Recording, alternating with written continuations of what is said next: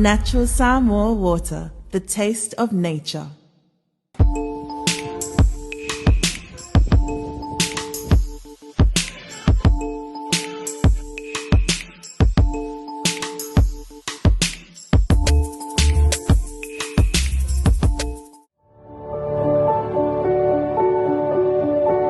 Unwind your busy day with a cup of royalty. Royalty, complete satisfaction with every sip.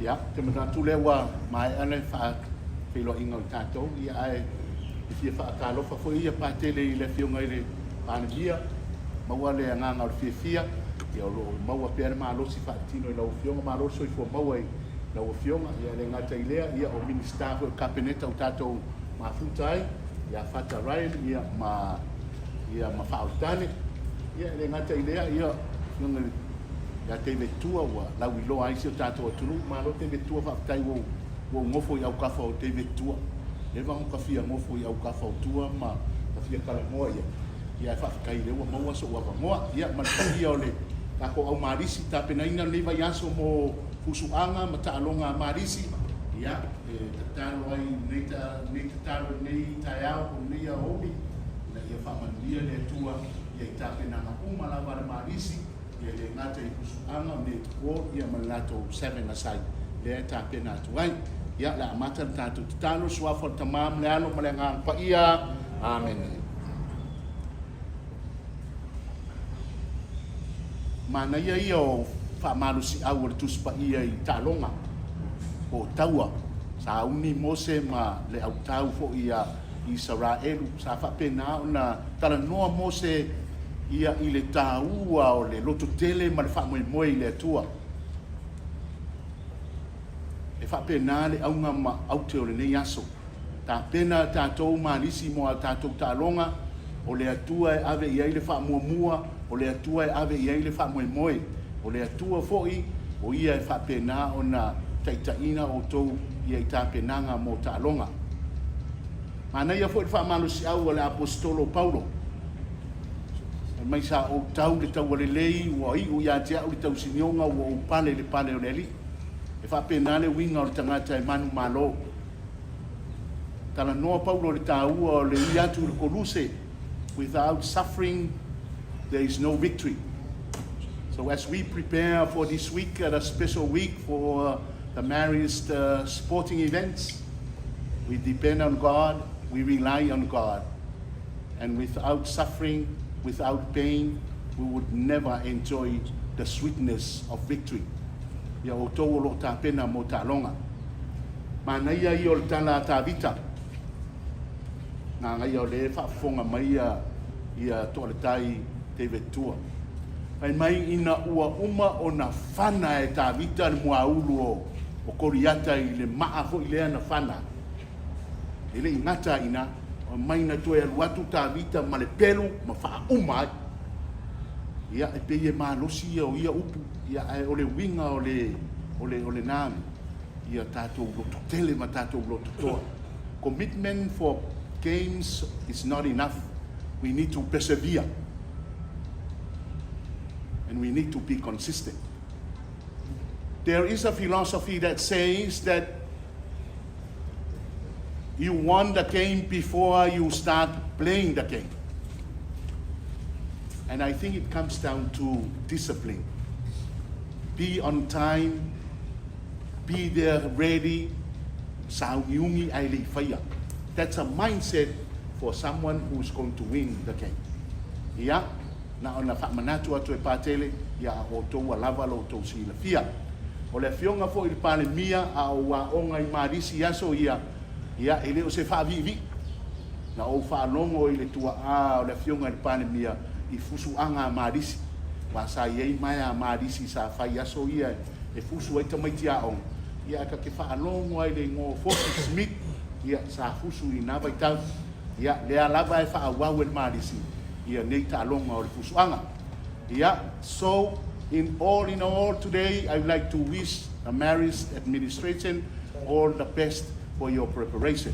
Ta talo mo o tau ia manuia le whamoe talo mo le fionga i panemia, ia ele ngata i lea, ia o minister fo i o ta'alonga, ia manganu, ia ele ngata i lea, ia le fionga le toa le tai a te vetua, ia ua ta'u ai se o tātou tunu, mo o tau le au players, ia o tau mamana, ia fusu, ia i le mea ngata i le malosi, ta'alo i le mea ngata i le malosi, ai awane ngalo, o le atua, e au mai ai, mea le leuma, o le atua e au mai ai whamanianga, ia tātou te talo.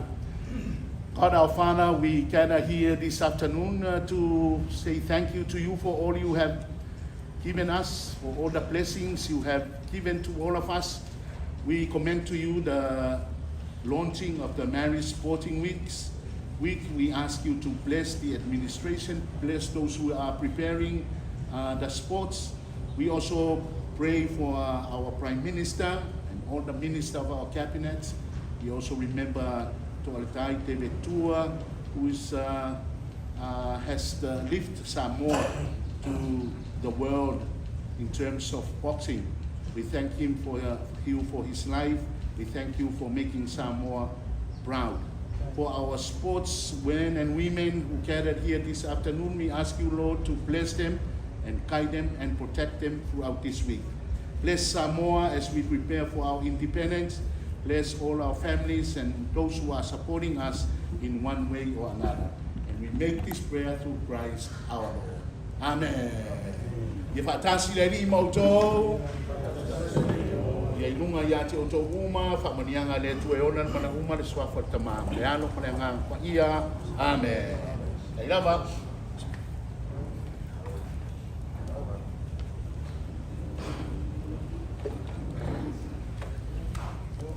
Ia, hai lava. Ratua le ua. Aia ia. Sa wila. Le fue ua uma ona. Mori la palapo malu. Ia.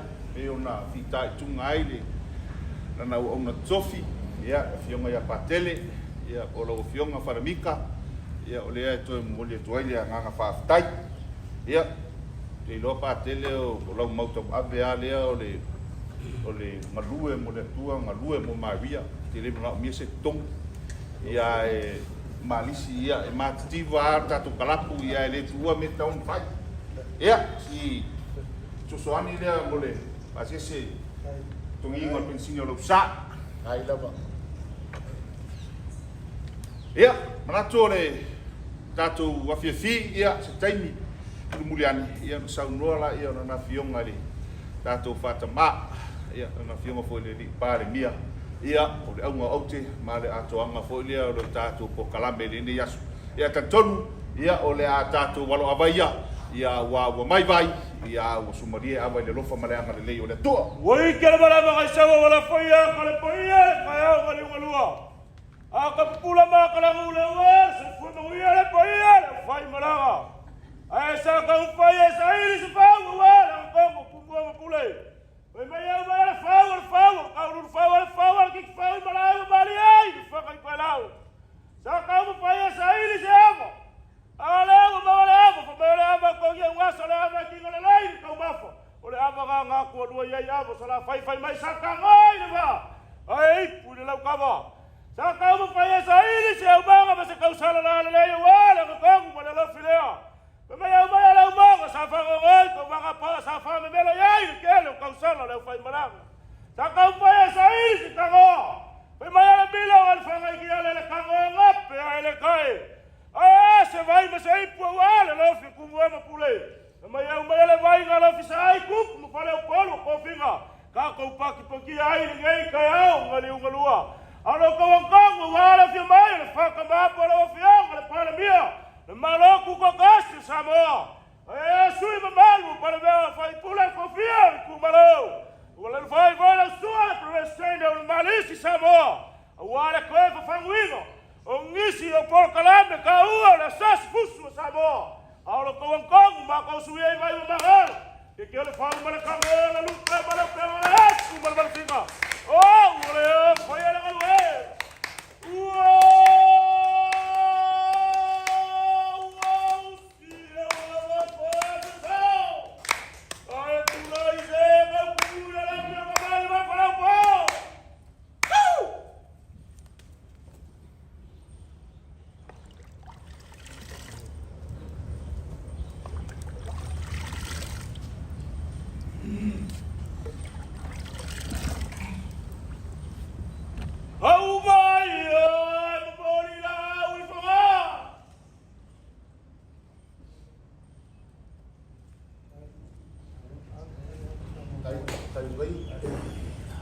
Ya, avale male tua. Ya, le ko yesi skala patele na fa mamianga lava mo ko le ka al.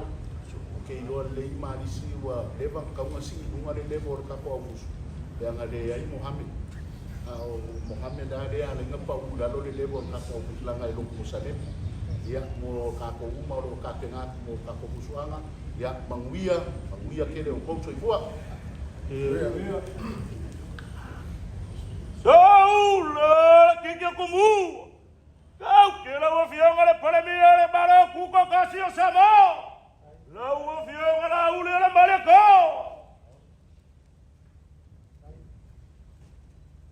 Ya, la wa le tua pa fikai kere la ufio wa. Ma ko ya so sulo lo fa mo lo lei. Pa fikai foi pa tele mo fa Malisi au. Wa ko kaunai ka ko ma ka ni aso ka ko fi foi ma ko ni ska mai se le fi mai ato tai ma ka ko malo ya fa malo ka ko Kalapu Malisi fa malo plama ele fai mo fi ai pe un sa mo pa ke le ke si le ya ka ko a uri ngal ka ko la ban ka fai no mai ma ka na la pe le usa e ka ke o ampa u se ku le skai ele o sauto le tai fa la fule me uma ia sanga ia ela io ai kai ka tutulu me la fai to all our guests from overseas, thank you for making time to come and we wish to welcome you home. I believe Father has given you all the blessing you need, so play well and win, and we hope you enjoy your staying here. Manuel.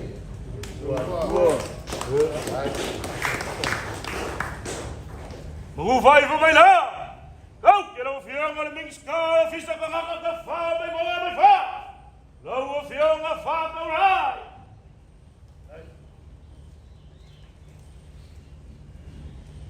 Ya, agora é sua. Era o lofa o dia que ele o ga taua. As the Minister for Tourism, I'd like to welcome you to our beautiful Samoa. I know Father really bless you, and I just want to let you know, not only sports, you can enjoy our culture and our island, our beaches and everything. Make sure you enjoy yourselves. Good luck. Bye.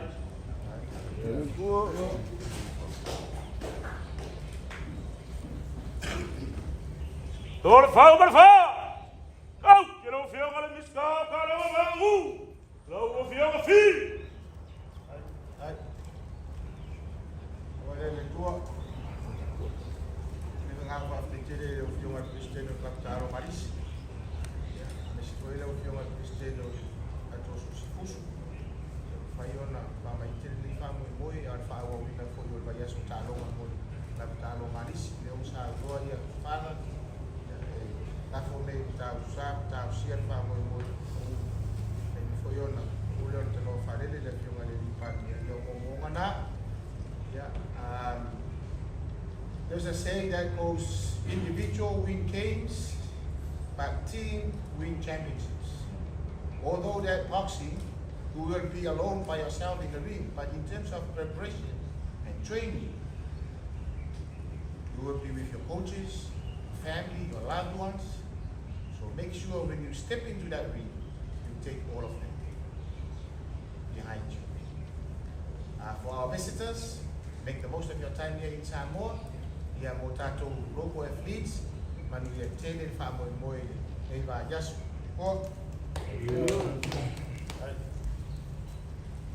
Ole ngā pau koe, whau ia ole o. Au, ke lau whionga tōre tai te vetu. Kasi o koa mangu ora kako aku kua sa mo.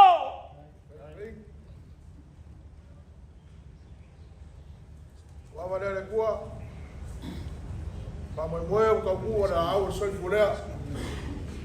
Kai on my minister, kai minister, sui minister, kai patele, kai pleskege, kai president Tavuhi, kai Palmerston North, kai Malisi, all the very best. Te kua.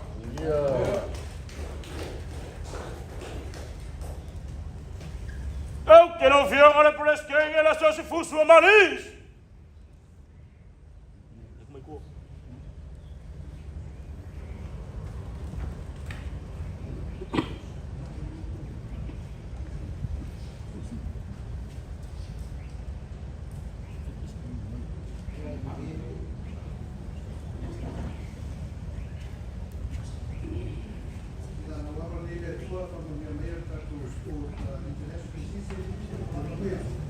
Doi fua.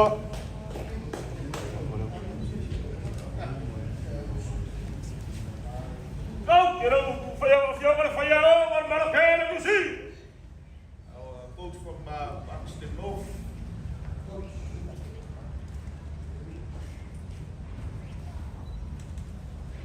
Ava le tua e Pataile, Patele, Pataile, Palimia, no sunga la fionga, mlato minister, e fai le tua me uma, fa mua le tua, fa mua le fai le tua, le uma to mai ai. Pataile kapu Malisi mo malauna matou, Pataile nei tai au, nei aso. I manuia le talonga Malisi weekend, ia mai se fon matu team, ia o e nei Samoa, ia fia ma learn foi kaku aku mu, a fa foi le vinga le tu. Tai. Wow.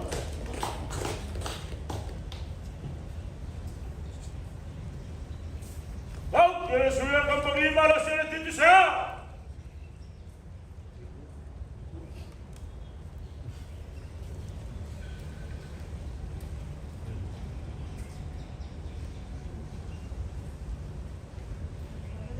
On behalf of our CEO, management and staff, we'd like to welcome all the guest boxers and all the best of luck to all our local boxers. And we hope that you enjoy your time in Samoa and stay connected with the staff.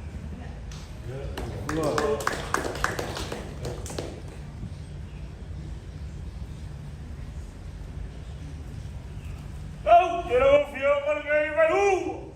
Lau whionga le whaia le sosi Fusu a Samoa.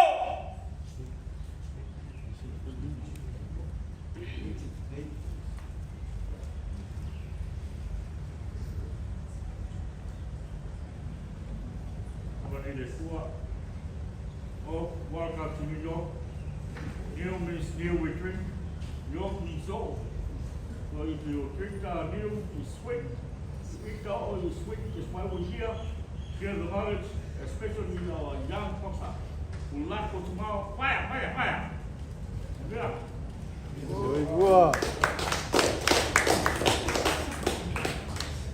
Au, ke lau whionga le kai maranga le marakele kusi. Team manager from Palmerston North. Your manager.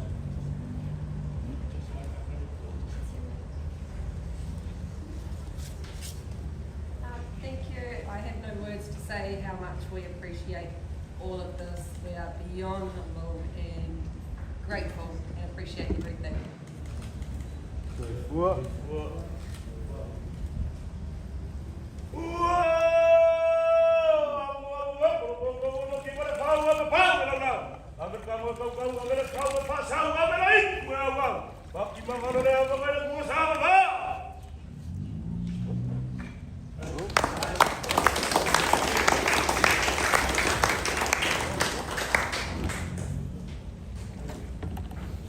Ia, paratu o leo wa o to ilang tonu ia tu langa o le tai au liu na lua na tu le tau foi fola ia e tala male fa alo male ia vai tawai ia ia vanua le nei ia au ngo aute ia tu atu fa to e la fionga ia awale saunoanga male to fa malele la fionga ile tamau tatu atu nuru ia o la fionga le pale mia ia po la fionga foi fata ma o tatu Kalapu Fusu tatu Kalapu Malisi ia la fionga la uli mane toa ia o la saunoanga ia to matau e foi tatu mafutanga le nei foi vai ngora so ia mo lo wafa mo lo fa lo lava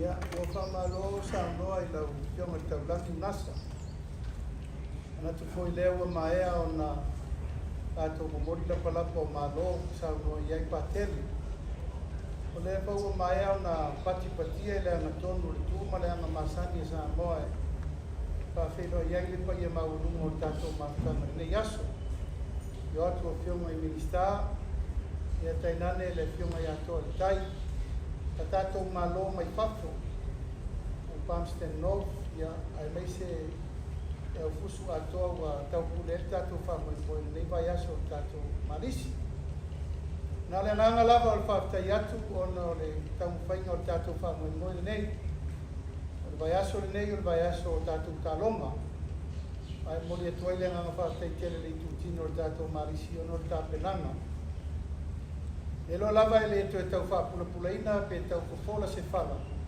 o le tato wanava lea. This is our legacy, marriage. We are all married, all of us here, including yourself, and probably majority of Samoa are all married people. Le nganga malva mo mo fa au me sa tato masani mai tulanga tau talonga ona ole manatu lea ale tau lo la ulva mo mo tama ile aonga ia di libro le spirito in tutta una base ono ilta le ia lo Elena o la capi Elena o Fusu Elena si singa le mafa o tu ainga talonga ese awale atina ino tatu tulo au fa pitolo nei aso e batuai a fautuanga mo tatu umalava mai se lava i tulanga tau fusuanga. Boxing is our sport. It's one of the Samoa ever best sport is boxing. Mai rea vesia me rena. Eu lava ina yaina i temi tatu te o i fo i male maupo. Awa lava le fio atu o tonga le tai po te ventua. Tatu te iloa. Na asa la tau tau no whainga i leonga lo langi o leia i nei. E le ngata fo i ate ia. Nisi fo i tama whanau le tunu. O nono winga, o le fusuanga, o le tatou talonga. Ai o le taimina nei ma le tulai mai o le tatou malo ia ua manatu. Tau tatou toe mai toe tampu e le tatou talonga fusuanga. O le so na wha umani matou fono ma le minista o talonga le tunu. O le fio atu le fio ngati minista sa matou teranoa. I le awala e toe wha le lei mai talonga uma i le tunu. Ka whai ngā whono i le so, e tapenanga o le tātou stadium tele. Le a whai ei tonga i mato, i le wā le tōu sifu ma le whāsifu wafe tangata. Whai mai la kapi, o liki, o soka, o a umata alonga tau events i tono malai, field events. O lona winga, i au whetau i le leile so ma tau manga o le whātara talonga, ina ia whātara ia tūlanga tau talonga. Nei fo i sa whaalia i a whiu ma se wamuli e ta pena nisi team fo ta pena nisi whale fo a wā tātou kusuanga ma isi mea e reo ma whaina whātino al temi nei o leo umana ta pena le team le lei e oa iai tātou au sisi o lar tātou wa ai temi nei le mau popol me poleni le lei ai whātino mea lima skurmo tupo tātou pineu ai pomoli atu lau va vai atu au Malisi te vui lava pere ono sa i tau whainga temi nei o lewa fio atu ia to artai tele fuanga sa mafa so ai i the last 3 or 4 years 5 years pa vanolo na temi hoi mai Samoa sa web so soani le toe ati na ina o le tatu talo fusu Nei la aso le ua mai tau, ia, o uma na whatulanga por kalame, tanga luenga fusuanga, me se foi por kalame tatu tanga luenga talonga, ina ia matuatu la il malo, tau abe le tina ina o tatu whaanga tamanei. Aftai vo tatu mafuta ma le fiona minsta, o tulisi, ia wa talonga va malo va pele. Ia e mai ai martulanga o tatu tupe mau i tatu tangata tawhau mai mo mai whapa. Ia, o mea umalava e whesotai i whaau o ngapa. Ina ia mawhaina whesotai le lei le atina engo le atunu o ta alonga ia male atina engo tūlanga e maua ai mea whau mo Samoa. Are nei aso e watulau whamanianga le tātou au Malisi, ia sanga ia e ai o tai o no sai. O leo au tau vai, e leo tau tua e fiu se tupe. Tusi to anga, tusi to ta sanga ia fiu ma se wa mutu. Wa whamamunu tātou vai ngā tupe mo tātou sisingafua, o le whango whamamunu vai ngā tupe. Tātou Malisi, ia mo tātou 7th for letter pena. Ia, tusi atu o wā tātou fusuanga. Te lo lava iei lava ritengi e whaamamanga i muri o leola. Ia e wheso swangi mo tātou umalava walwa mo moe. To our overseas guests, we thank you once again for making time to come here and join for our marriage week. We are all married people. We born as married, die as married. And boxing is one of our legacy games. It was in Samoa for so many years. And we don't have to put our reputation to the map of the world. This man here did. Tayo Petaya did. Uber did last week. And many more of the new breed that we are doing now for promoting. And also breeding of our best athletes and best boxers in the world. We are the most entertaining, artistic, and smart boxing people in the world. Samoan people, they have the natural build and strength. So today, I wish to thank you all for coming and making time to join me for our marriage week. As a patron, I was forced to be a patron. But I accepted because I fully support boxing and I love my marriage club. Even though sometimes they go against me. But somehow my heart is all color green with marriage. So thank you all for coming and hope you enjoy your stay here. Keep safe. Make sure you go around the island, swim in our pool, swimming in our sea. Don't get eaten by a shark. And eat Samoan food. I hope you stay here for the next week for our independence celebration. Otherwise, I wish you the very best and be alert and also play smart and play happy in our boxing week for the marriage. Manuia o elo sunga te maole a venga. Via tato malo, manuia to tai. Ya manuia le manga, a wan tato tulish na wa le neka ko waso ap. Masing fo ko sa ka ko valele. Manuia ka ko waso.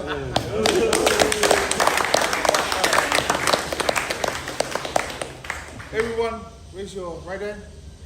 Right hand. Left hand. Shake it, shake it, shake it. You know, getting more stiff by the whole week of training. Bring it down here. Bring it down here. Wrap it, wrap it, wrap it. Patia! Patinu! Hey, hey! Oh! Yeah, manatu ele toe Feiloaiga le kano falele. Ole fuwa pau le saunoanga na fionga le teitai o malo. Ia, ole momoli toe le nganga faftai. O Feiloaiga le faftai ono ia o fionga fo Minster Kapeneta. Ia lo talenga tu sa mau, talenga fata, nga tavo ilea, ia lo talenga fiu fautane. Ia faftai manatu mai, lo fionga le palmia.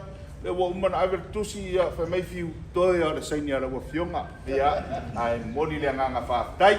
Ia, I just have one acknowledgement to make. As you can see here, in front here, we have the belt. Toletai just got back from receiving this, this milestone, the World Hall of Fame. So yeah, again, Toletai make another dot on the Samoan map again. So how about a round of applause?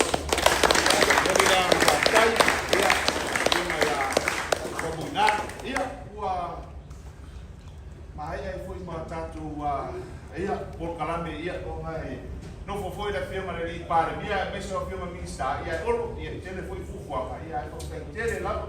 But now this is the time for you to come and take some snaps, take some photos, you know, around the table here while yeah, you still have 5 minutes. Okay. Yeah, that's it. For that. Hello, take a photo. Put up around here. Take a photo. Photo here.